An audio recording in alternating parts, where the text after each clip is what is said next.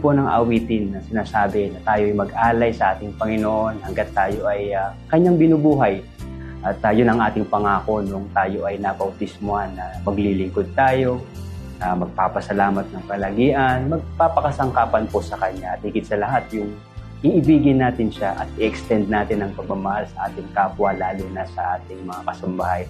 Yun ang ating natututunan sa bawat paksa. Kaya po nabuo itong mga letra po na ito.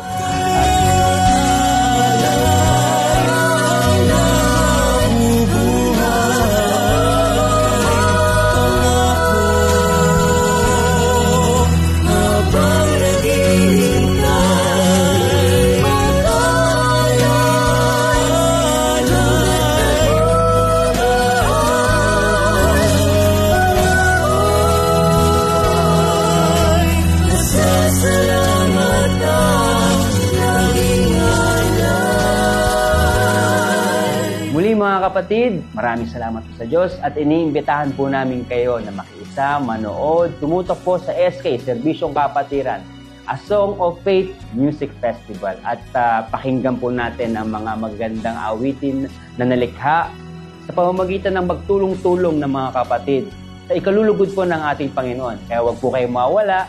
Kita-kita po tayo mga kapatid. God bless po. Salamat sa Diyos. To God be the glory.